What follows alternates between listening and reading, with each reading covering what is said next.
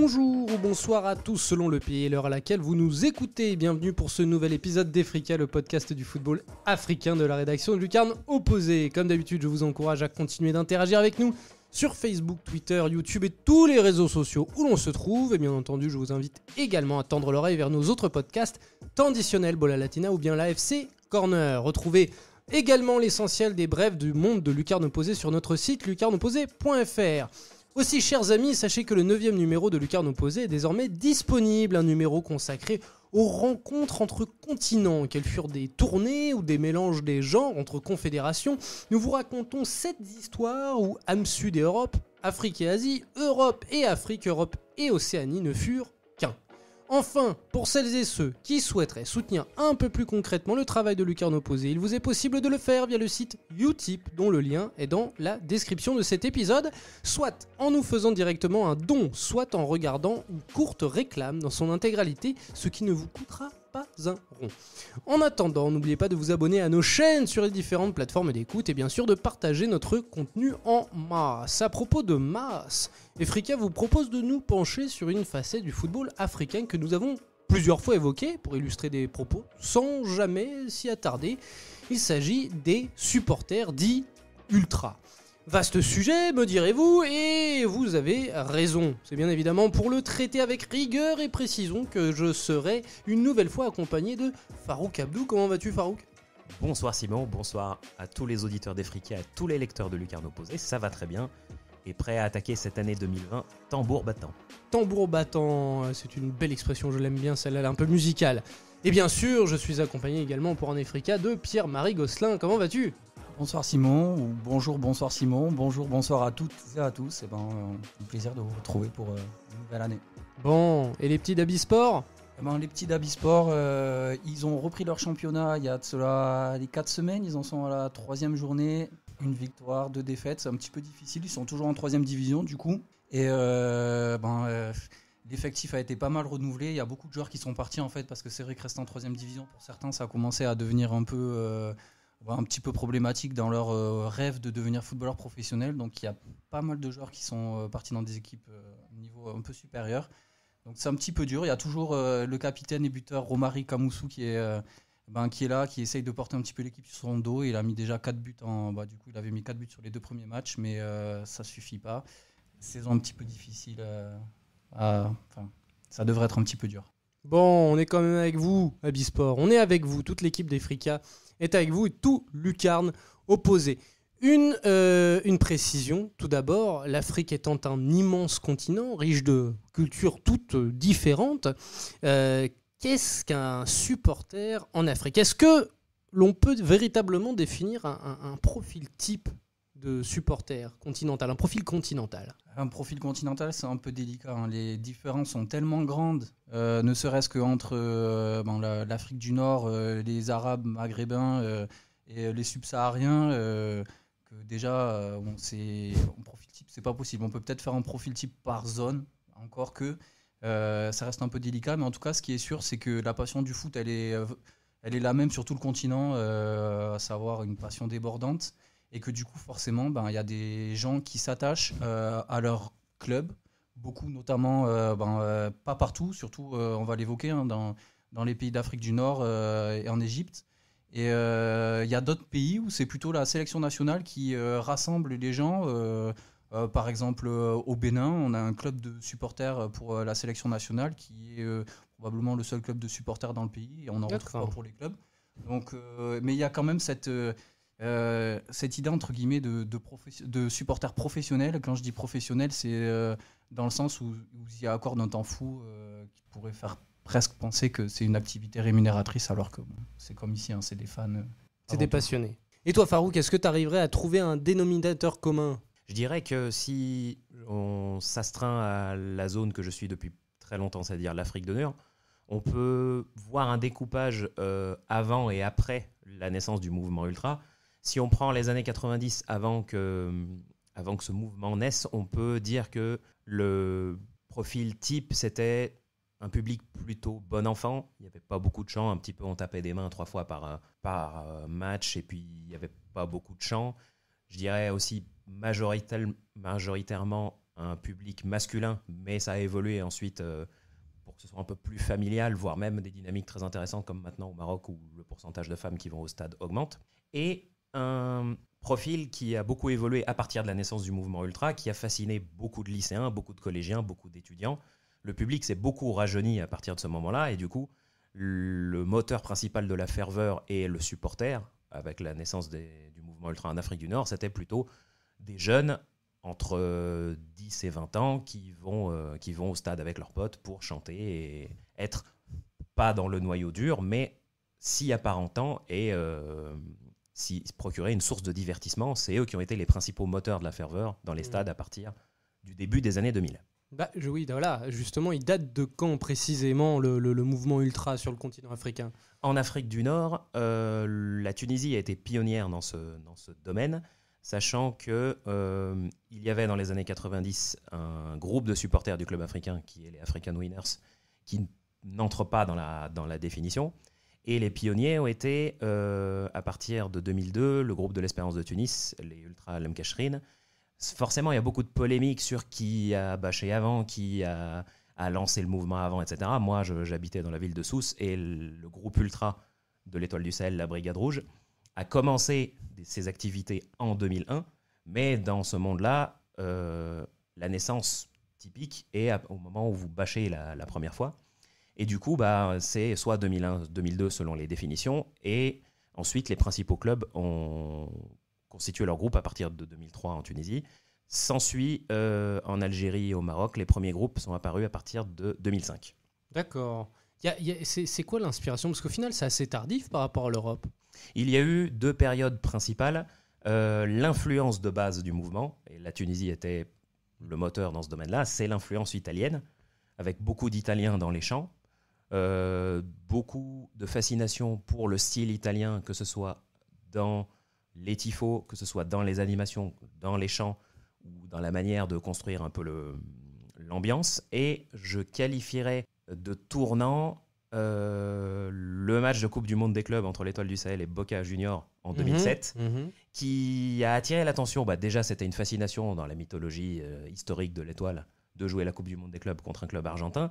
Et ça a beaucoup changé le style. À la fin des années 2000, on est plutôt passé sur des rythmes beaucoup plus lents que l'italien, avec des rythmes caractéristiques argentins, un peu plus traînants, où on accompagne avec le bras, etc.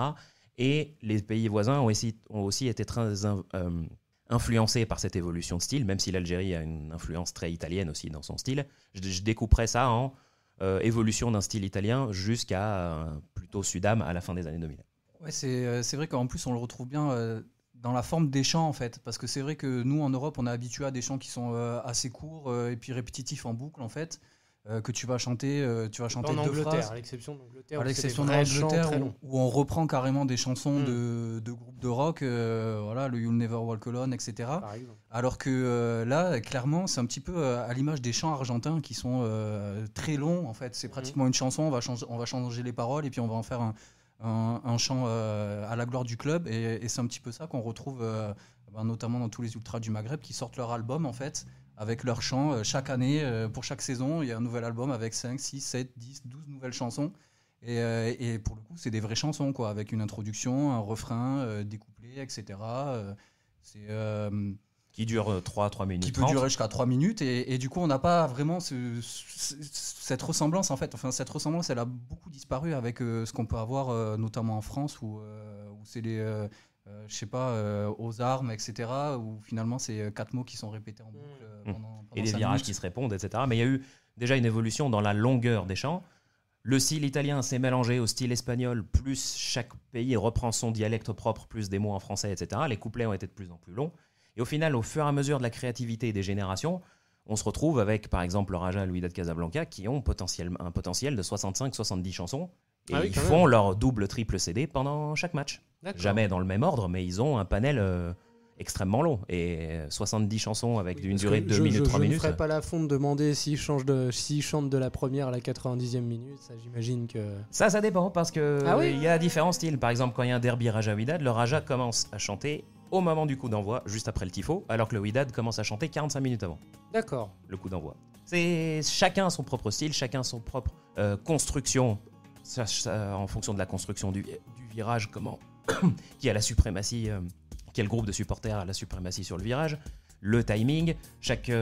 En Afrique du Nord, chacun a son style propre dans ce domaine-là. Surtout que, comme tu fais bien de le dire, il y a plusieurs groupes qui peuvent appartenir au même virage, donc au même club. Je sais pas, le Raja, ils sont combien? Ils sont Le Raja, c'est une cohabitation. 4 ou 5 Dans la situation actuelle, c'est 3, c'est-à-dire les Green Boys 2005, les Eagles 2006 et les Ultras d'Herbe Sultan.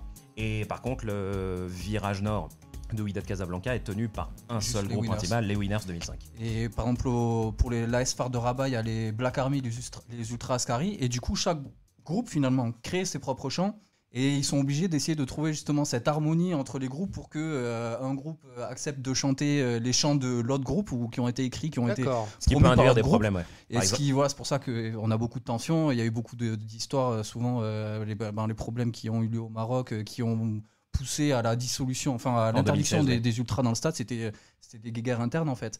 Et du coup, ça oblige à créer cette harmonie parce que c'est pas je veux dire, quand le virage il est divisé en 3, vous avez peut-être déjà vu des images où vous aurez l'occasion de voir des images des ultras du Raja. C'est un immense virage qui saute et qui chante à l'unisson, alors qu'en fait, c'est 3 entités différentes. Mais ils sont obligés de trouver cette harmonie pour briller parce qu'il faut faire mieux que le virage d'en face. Et quand c'est les Winners, ça fait du bruit, quoi. Donc, Et on a beaucoup parlé du Maghreb là, et de l'Afrique du Nord. On n'a pas parlé des Égyptiens, mais on a beaucoup parlé du Maghreb. En tout cas, est-ce que le mouvement, les mouvements ultras sont aussi récents ou encore plus récents en Afrique subsaharienne? Alors en Afrique subsaharienne, pardon, on peut pas vraiment parler de mouvement ultra. Il y a seulement un pays qui fait exception à l'heure actuelle, c'est le Soudan, avec les supporters du Al Hilal et d'El Merreikh, mais c'est surtout le Al Hilal qui a un groupe revendiqué d'ultra, les Ultra Blue Lions. On aura peut-être l'occasion de les entendre, etc. Qui est vraiment un groupe qui fonctionne à l'image de ce qu'on vient de décrire, des groupes ultras, que ce soit au Maroc ou en Égypte ou en Algérie, en Tunisie. On va écouter une chanson, je n'ai pas le nom, j'avoue que c'est de l'arabe que je n'ai pas, mais qui comme tu l'as dit, voilà, est typiquement un album. Voilà. Ouais, c'est un CD qu'on peut trouver sur internet, qu'on peut peut-être acheter dans la rue et qui permet surtout d'apprendre des chants, parce que la vocation c'est pas que le Kidam écoute les albums des Ultras Blue Lions du Al Hilal, mais c'est que les supporters du Al Hilal écoutent les chants, apprennent les chants et puissent venir au stade et contribuer à la grande fête et participer et faire grandir le groupe. D'accord. Dans le cas du Soudan, c'est une évolution un peu plus récente que pour le Maghreb, que ce soit structuré sous cette forme-là.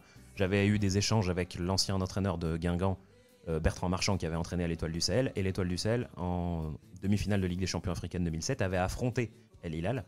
Et c'était à l'époque une ferveur beaucoup moins structurée, mais qui était vraiment violente et qui faisait beaucoup d'ambiance. Il m'avait dit le stade surpeuplé et plein 4 heures avant, qu'ils avaient brûlé des journaux, des pneumatiques, donc il y avait des fumées. C'était vraiment une vision apocalyptique, mais qui à l'époque n'était pas encore structurée. C'était pareil, quelque chose de pas très créatif sous forme de chants. Il y avait 2-3 chants dans le match, etc., mais aussi beaucoup de bruit, et ça s'est structuré avec la création donc de groupes qu'on peut apparenter à un mouvement ultra. Justement, à propos de structure, comment ça s'organise les mouvements ultra actuellement? Comment ils sont organisés les mouvements ultra en Afrique? Vous l'avez dit, c'est plutôt un phénomène qui touche l'Afrique du Nord. Vous avez parlé de ces factions qui sont obligées de s'entendre pour avoir un effet harmonieux les jours de match. Comment les mouvements ultras sont organisés en Afrique? Alors moi, je peux parler de ma petite expérience que j'ai eue avec les ultras un des 2 groupes ultras de l'AS FAR, donc les Black Army, avec qui j'ai pu traîner un petit peu pendant quelques semaines et m'imprégner un petit peu justement de leur motivation, etc. Et c'est vrai que, tu disais pour Al Hilal, les Ultra Blue Lions, justement, c'est important la date de création. Les Ultra Blue Lions, donc du Soudan, là, dont on a pu entendre un chant, ils se revendiquent de 2008, alors que en vrai, en 2008, j'avais jamais vu une bâche d'Ultra du côté de Al Hilal. Mais ça fait partie un petit peu du jeu.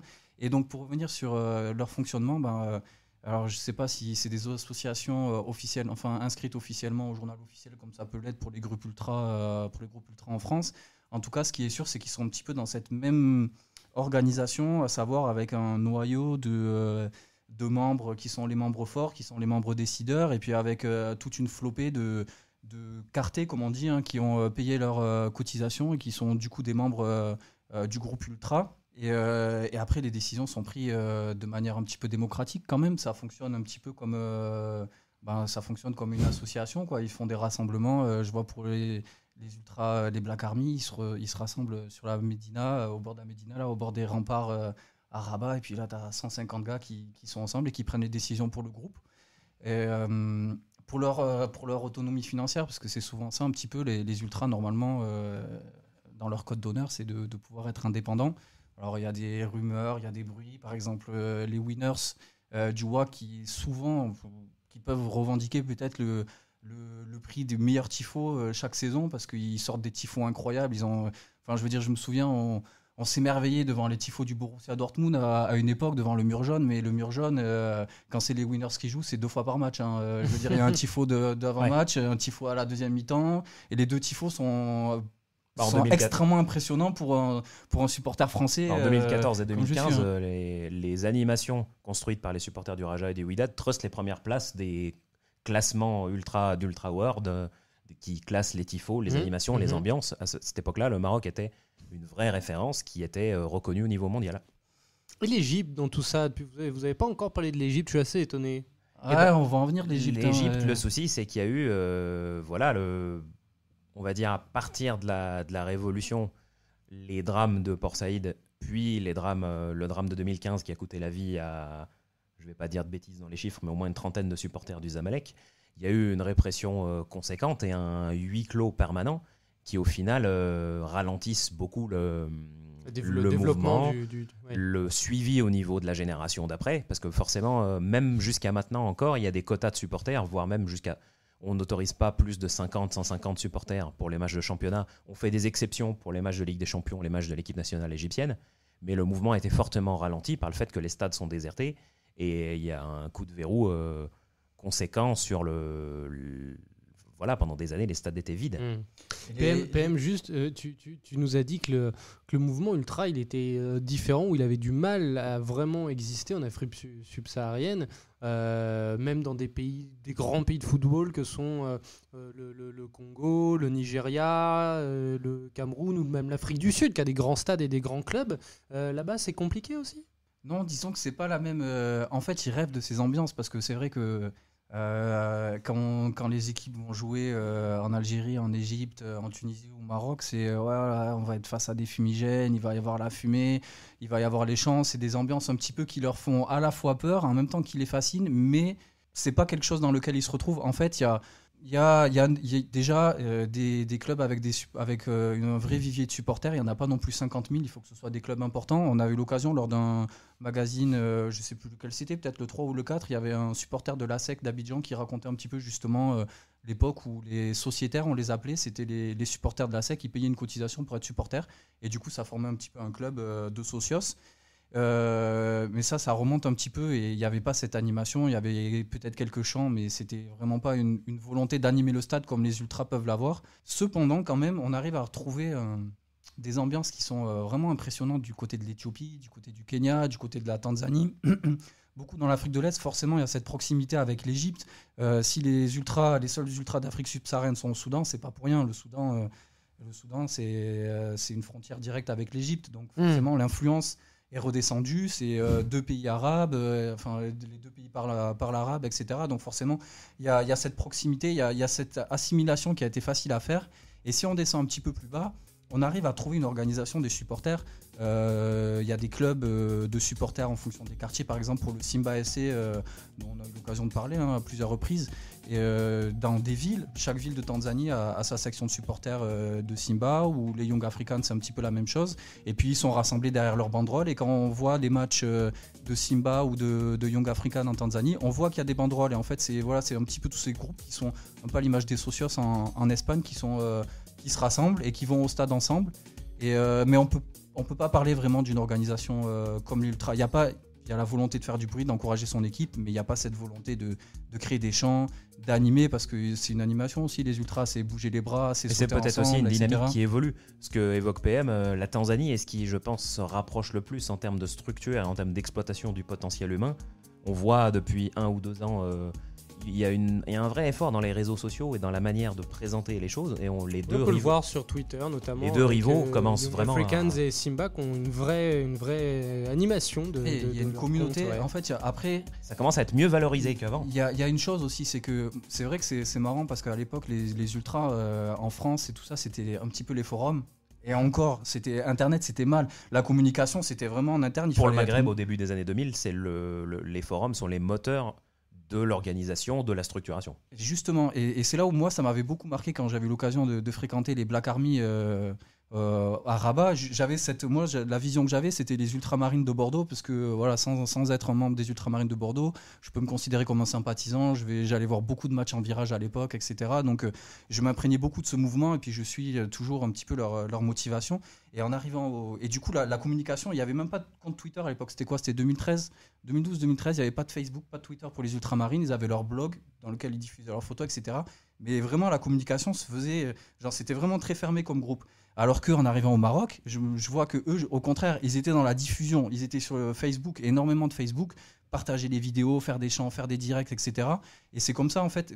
Au début, moi je trouvais ça bizarre. Je me disais, les codes sont différents par rapport à ce qu'on avait en Europe. Et finalement, je vois maintenant les ultramarines de Bordeaux ils sont hyper actifs sur Twitter, etc. Donc ils ont été rattrapés un petit peu par leur temps. Et finalement, les Maghrébins ont été visionnaires sur ce coup-là. Les Black Army ont été parmi les visionnaires. Et je pense que c'est une grande différence parce que finalement, le mouvement ultra, en France en tout cas, est quand même vachement fermé. C'est un truc, ça fait un peu peur aux kidam, ou ça fait un peu peur aux journalistes, etc. Alors qu'au Maroc, on a essayé de faire venir un maximum de monde, un maximum de jeunes. On a essayé de se mettre les gens avec nous pour soutenir la cause. Et donc, du coup, ils se sont ouverts, ils se sont partagés. Et ça, je pense que ça a contribué grandement à leur grandeur. Parce que, sincèrement, c'est impressionnant les virages au Maroc. À propos de peur, le football, c'est quelque chose d'universel pour le meilleur et pour le pire. Donc j'imagine que par contre, malheureusement, on a parfois affaire aux mêmes dérives que dans le reste du monde quand il s'agit de ces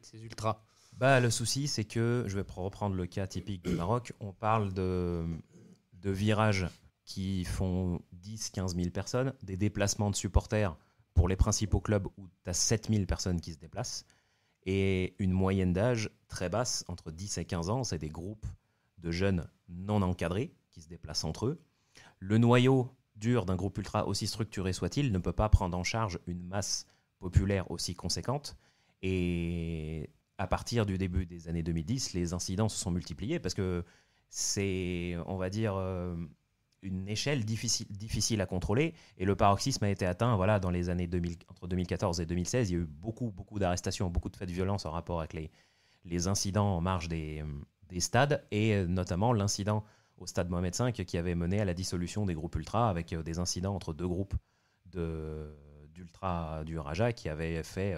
Donc du même club, comme au Paris Saint-Germain dans les années oui, 2000.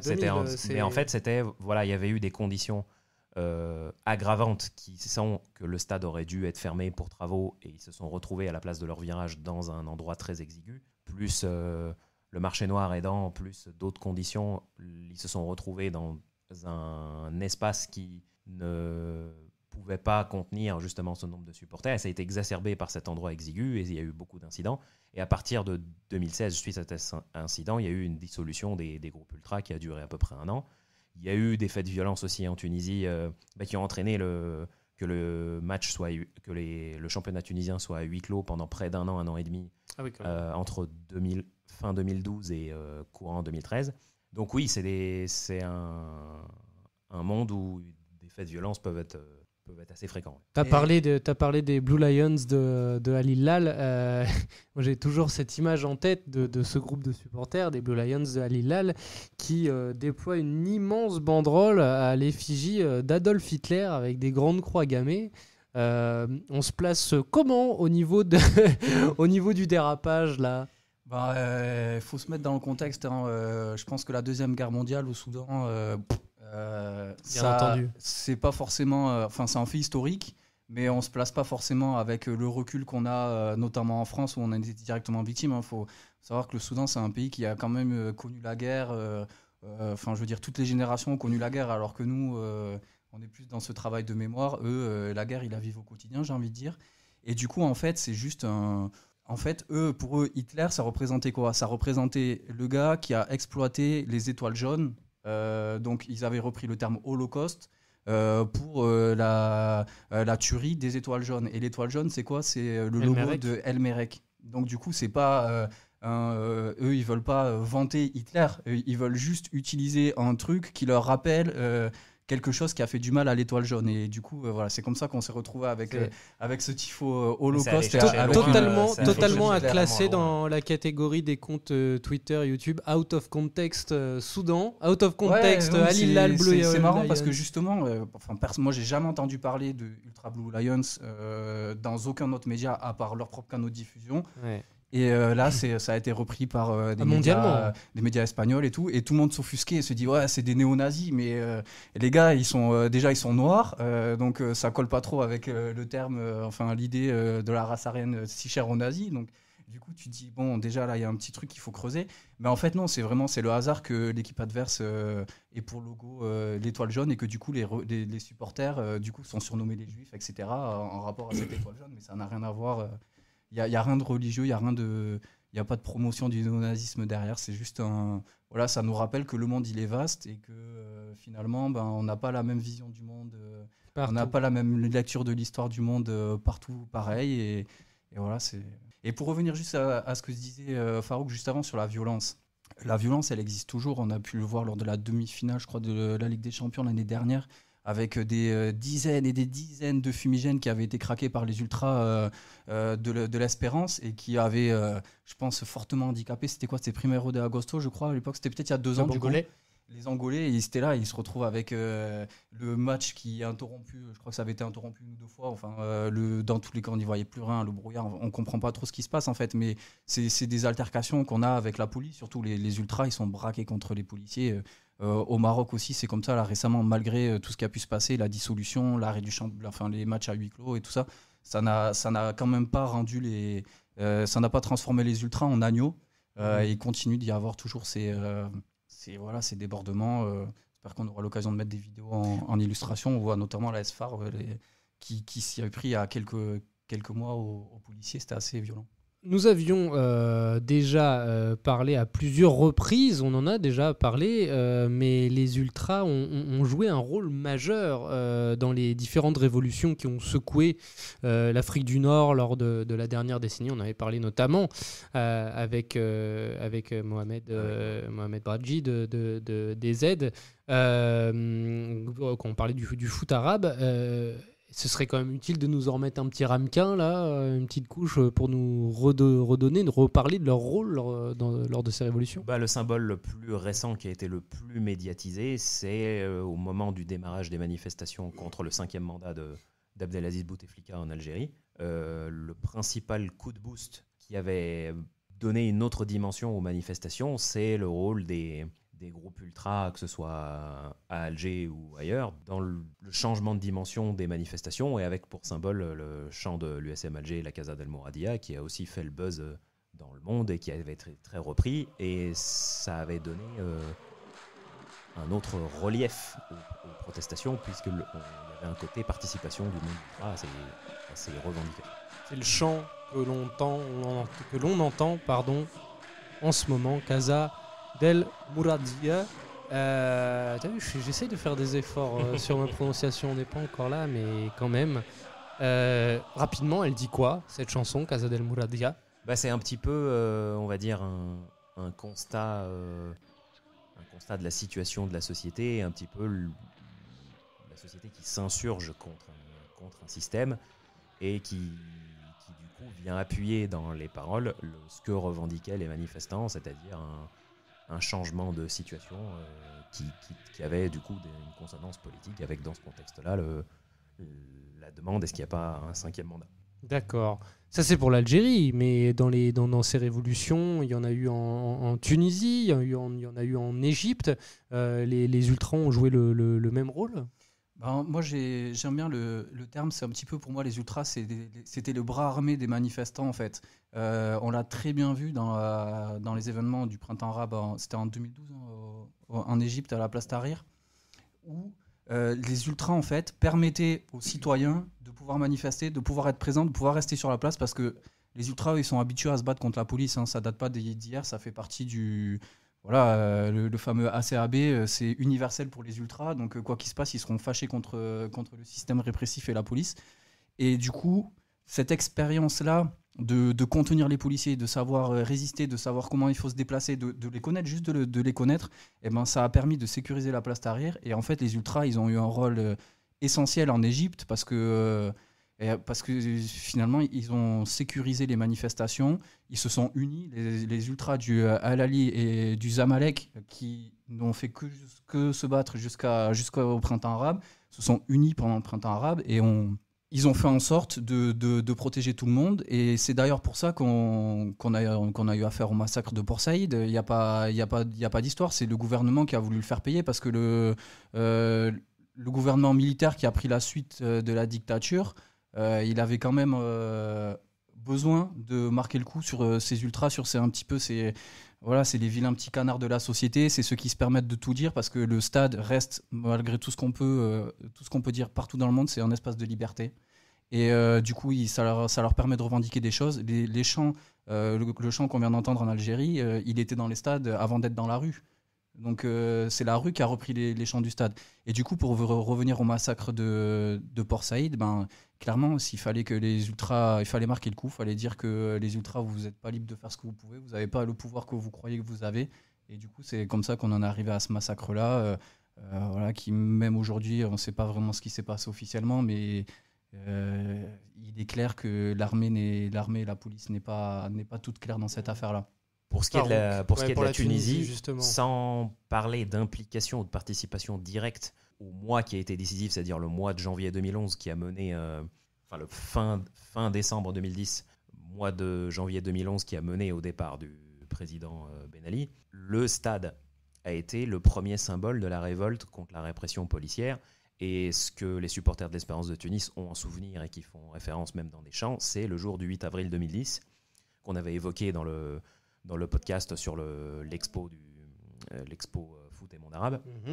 C'est le jour où il y a eu une coupure de courant et une répression policière très violente, mais aussi une riposte des supporters dans le stade dans son ensemble, et avec les ultras inclus, qui, au terme de plusieurs années où la répression policière était importante et avait atteint justement les stades et le monde ultra, le 8 avril 2010, où il y avait eu 2 supporters qui avaient été tués, était le symbole, dans un contexte justement quelques mois avant la Révolution, d'une couche populaire, d'une échelle populaire du stade qui dit non à la répression. Et cette symbolique après la Révolution a eu encore plus de sens a posteriori.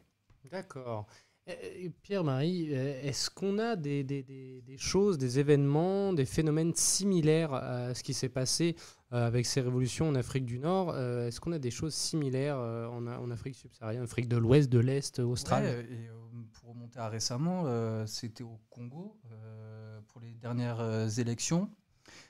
Justement, il y a pas d'organisation. Comme on l'a dit, il n'y a pas d'organisation de mouvement ultra. Il n'y a pas cette organisation qui fait que tout un stade où 20 000 personnes peuvent chanter la même chanson en chœur pendant 10 minutes, une chanson avec des couplets qui sont vachement forts, qui dénoncent beaucoup de choses. Mais on arrive quand même à avoir cette harmonie, parce qu'un stade, c'est ça, c'est des gens qui finalement chantent à l'unisson, qui soutiennent la même équipe, etc. Et c'était, alors je ne veux pas dire de bêtises sur les dates, je crois que c'était des matchs de qualification, il me semble, du coup pour la dernière CAN, où les supporters du Congo commençaient à chanter contre le régime. Et du coup, le match, la télévision nationale avait carrément dû couper le signal. On n'avait plus de match parce que y avait des chants anti-régime qui étaient en train de résonner dans le stade, et qu'il ne fallait pas que la population, et surtout que la population internationale, entende ça. Et donc on en est arrivé à couper le signal. Donc on arrive quand même à retrouver ça, ce fameux stade qui est un poumon de liberté, où justement on peut l'utiliser pour revendiquer beaucoup de choses. Après, disons que les occasions de manifester comme ça, il n'y a pas comme le championnat de club n'est pas autant suivi. On n'a pas cette médiatisation pratiquement chaque semaine, chaque week-end où on peut vraiment faire passer beaucoup de messages. Et du coup, comme c'était le cas au Congo, c'était plus pour à l'occasion de matchs de la sélection nationale. Mais ça existe maintenant. Voilà, moi là, c'est un exemple que j'ai là qui montre que c'est vraiment concret. Ça doit exister, je t'imagine, un petit peu partout. Voilà, maintenant, quelle est sa résonance? Le fait qu'il n'y ait pas cette organisation fait que forcément on en entend un petit peu moins parler. Le fait que souvent ce sont des dictatures qui sont encore pires que celles qu'il y avait au Maghreb fait que voilà, on est capable de couper le signal de la télé, on est capable de couper Internet voilà, dans la seconde s'il faut que plus rien ne sorte. Donc c'est un petit peu plus difficile de recenser des événements comme ça. Mais voilà, après, c'est quand même pas tout le monde qui a la possibilité de pouvoir vouloir remettre en question le système. Il faut quand même une dose de courage qui est extrême. Et je pense que justement, les ultras, ils y arrivent parce qu'ils sont ensemble, ils sont en groupe. Ils ne sont pas lâchés d'un individu, donc ils peuvent le préparer. Et comme en Afrique subsaharienne, c'est moins préparé. Au Congo, c'était presque venu naturellement, comme ça, au fil du match. Je crois qu'on en était à la 70e ou la 75e minute. Enfin voilà, les gens se sont mis à chanter, à reprendre ces chants à l'unisson. Mais voilà, et je pense que le fait que les ultras soient organisés facilite ça. Et peut-être qu'en Afrique subsaharienne, dans les années à venir, peut-être que les supporters d'Al Hilal au Soudan vont réussir à renverser ce régime militaire là, qui a pris les suites de la dictature dans les années à venir. Voilà, c'est l'histoire qui nous le dira. Mais voilà, je pense que c'est quand même un petit peu plus difficile quand on n'a pas cette organisation d'ultra. D'accord. Bon, messieurs, pour finir, en Europe, en ce moment, même dans d'autres pays, la liberté de ton et de mouvement des groupes ultras sont menacés par, je dirais, l'industrialisation du football spectacle. Est-ce le cas pour les ultras en Afrique ou est-ce qu'il y a d'autres menaces? On a parlé un peu des menaces du pouvoir, hein, la répression de Port Saïd. Quelles sont les menaces? Est-ce que l'industrialisation, comme on le voit en Europe, peut menacer les ultras africains? C'est un peu... je pense que on n'en est pas au même... les clubs, les groupes d'ultras, ils n'ont pas la même histoire que les groupes en Europe. Ils ont 15 ans de moins, 20 ans de moins, ce qui est pas négligeable. Et puis surtout, les policiers, ils ont aussi cette expérience en moins dans le traitement des ultras, des supporters. La répression, elle a toujours existé. Je me souviens, du coup, quand j'étais avec les Black Army, on avait été voir un match de volleyball. Donc, où les ultras étaient venus encourager leur équipe. Et ça s'était passé peu après les événements. Il y avait eu des événements entre les ultras des phares et les ultras du Raja, où ça s'était très mal passé. Les ultras Askari de Rabat, ils étaient partis à Casablanca, ils avaient détruit un tram, 2 trams, plein de voitures. Ça avait été un grand massacre. Enfin, ça avait fait beaucoup parler à l'époque. Et du coup, moi, j'étais arrivé un petit peu après ça. Et donc, c'était encadrement policier à l'extrême, voilà, surveillance des bâches, des messages. On essaye de contrôler un maximum. Mais les policiers, ils étaient clairement pas aussi préparés. Enfin, ils étaient clairement pas aussi rodés que les policiers à l'entrée du stade en France ou les compagnies de sécurité qui font les fouilles, etc. Enfin. Ils arrivent quand même, je pense que les ultras là-bas sont un petit peu plus libres de leur mouvement. Ils ont les infrastructures sont peut-être pas aussi carrées que les infrastructures qu'on a en Europe. Du coup, ça leur permet aussi de faire entrer des bâches, de faire entrer des fumigènes, de faire entrer des trucs comme ça plus facilement.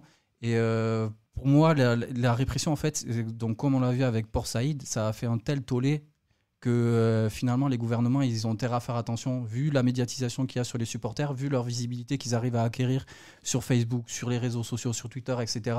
Finalement le monde serait au courant si y avait une répression policière beaucoup trop importante sur les groupes ultras. Donc je pense qu'au contraire c'est peut-être les policiers qui sont un petit les gouvernants qui sont quelque part un petit peu piégés par ces ultras et qu'ils auront du mal à faire un petit peu comme on fait en France et à cadenasser tout ça. Donc le risque, c'est clairement plus les pouvoirs en place, le côté contestation que peuvent avoir les ultras que l'aseptisation du football via le football business. Mais il peut y avoir des situations spécifiques où même sans qu'il y ait nécessairement d'action directe, le mouvement ait du mal à se perpétuer. En Tunisie, l'année et demie de huis clos imposée entre fin 2012 et 2014 et l'interdiction, suivie d'interdiction d'entrer au stade pour les moins de 18 ans.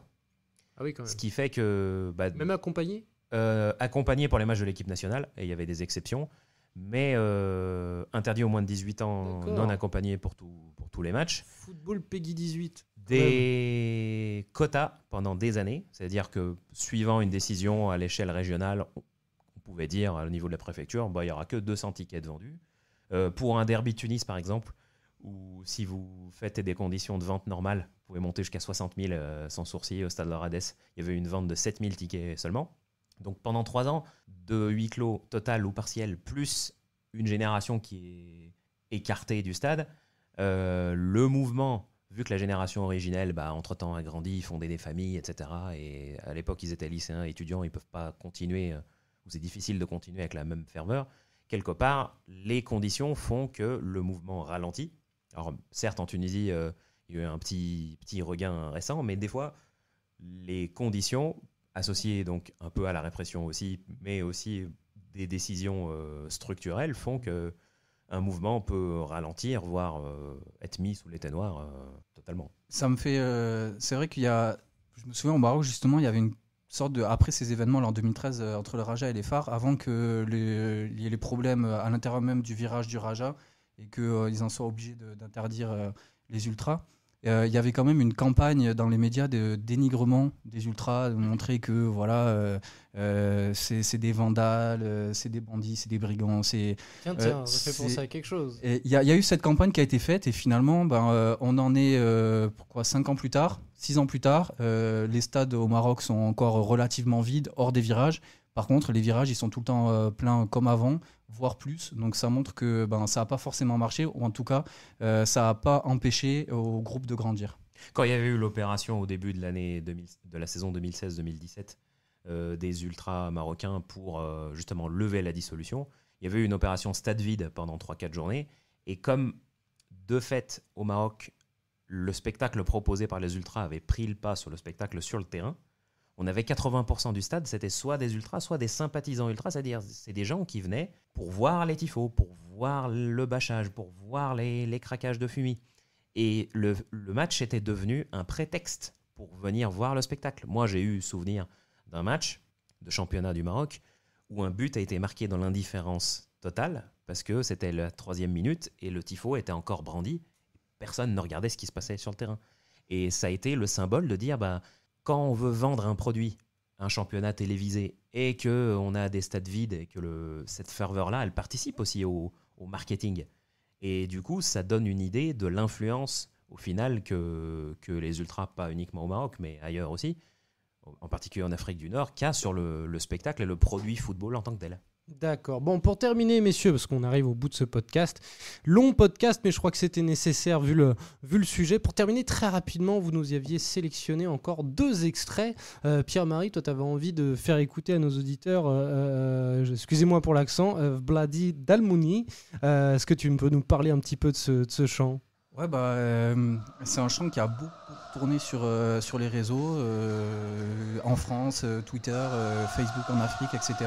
J'ai vu remonter ce chant-là par des supporters béninois, par des béninois, autant que je l'ai vu sur Twitter par des journalistes.